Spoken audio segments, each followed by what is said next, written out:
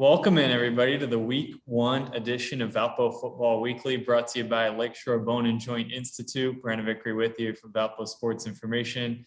Glad to be joined by the head coach of the Valpo football program, Landon Fox. Well, Coach, this is an exciting week. It is Week 1 of the college football season, and it comes at the end of a fall camp where you had a chance to have a more normal fall camp after a different year a year ago. What was it like to have so many players going through fall camp for the first time, and how would you assess the way things went over the course of the camp?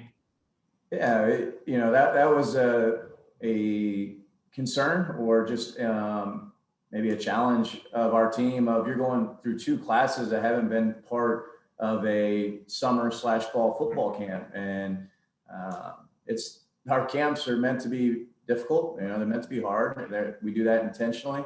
And so that was a challenge that we presented to the players. I thought they responded outstanding, did an outstanding job responding. But it is one of those things that it took time, right? And I think it's part of the process, but you have two classes that never experienced a college football camp. So we leaned heavily on our upperclassmen to be great leaders, and they did an outstanding job of trying to help them and guide them along the way of, hey, this is what happens, this is how you do it.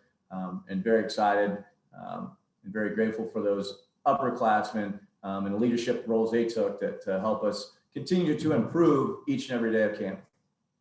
Well, let's talk about a few different positions on your football team going into Week 1 of the season. And let's start with the running back position. It's no secret that you have the reigning Pioneer Football League Offensive Player of the Year in Robert Washington. And you also have had a transfer in Nick Okoye join that group from UMass.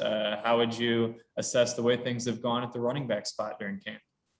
Yeah, Robert, very good football player. And, the one thing with him going through fall camp is you do want to put him on a pitch count. You want to be smart in terms of your preparation and how much you're using them. But at the same time, he has to get reps to be prepared to play game number 1. And so I thought our coaching staff on the offensive side did an outstanding job. And Robert, maturity-wise, did a really nice job of, limiting reps, but also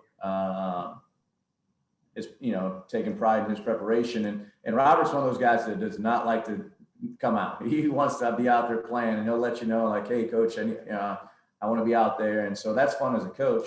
But then the nice thing is we did have Nick Okoye, a very talented running back, transfer, joining him in the backfield, which they've pushed each other, very similar in stature. And so, those two guys battling, and the competition to me brings out the best in all of us. And those two did an outstanding job in camp, and we'll rely heavily on those guys during the season.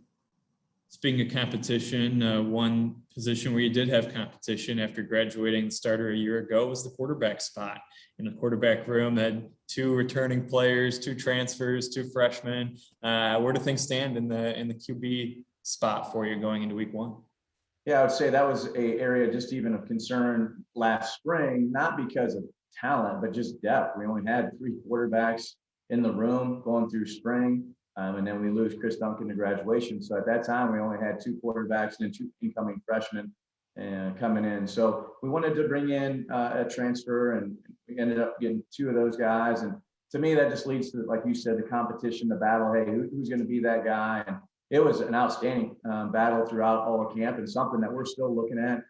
Ben Nims, obviously, with his knowledge of the offense over the last 2 years, now 3 years with our staff, has done a nice job, and is continuing to get pushed by Taryn Berry, and then Jeffrey Jackson, and then Mason Kaplan. All those guys are just doing an outstanding job. And I would say this to you, it's going to be a game time decision in terms of who's going to be the guy. But I know one thing is they'll all prepare like they're the starters.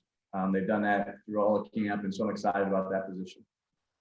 Let's talk about the defensive side of the football. A year ago, you had the best total defense statistically in 40 years here at Valpo. What do you have to do to sustain that success that you've had over your first 2 seasons on the defensive side of the ball this season?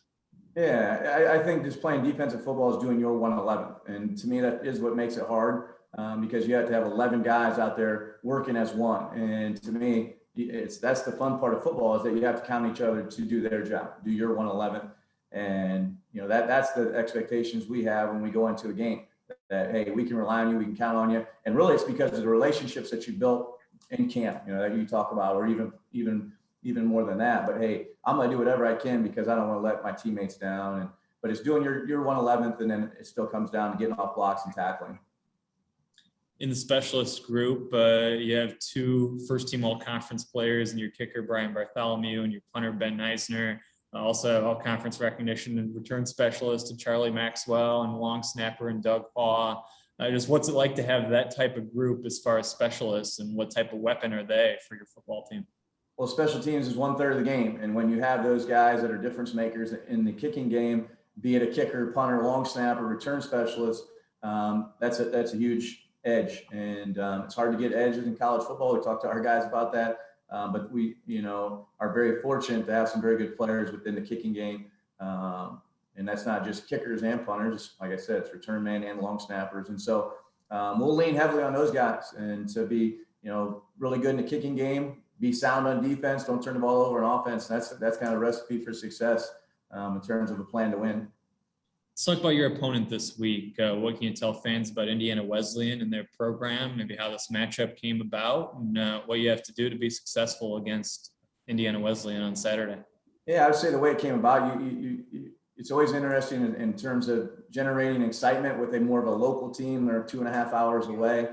So that part of it, I would guess there's probably gonna be a sellout crowd at their place for that game. It's gonna generate excitement that way. But the Indiana Wesleyan football team, I think this is their fourth or fifth year back having football, and all those guys have played. So if you look across the board, I mean, they're senior dominated at every position, and they're well coached, and you can just see it on film, just the little things that they do right. And it's just small details that that you can tell they put an emphasis on. And so they're a veteran crew, and they're a well-coached team, and they play really hard. So, I mean, it'll be a great challenge for us. I know our players are excited for that challenge, but yeah, it'll be a great atmosphere, and it'll be a good game. Short turnaround from the spring, but it still feels like a long time coming, waiting for week 1 and getting through camp. So it's an exciting week. Looking forward to Saturday. Good luck this week. Thanks, Brandon. There he is, the head coach of the Valpo football program, Landon Fox. This has been Valpo Football Weekly, and as always, it's brought to you by Lakeshore Bone and Joint Institute. We invite you to follow Valpo Athletics on social media. And for all the latest in Valpo football, you can visit valpoathletics.com.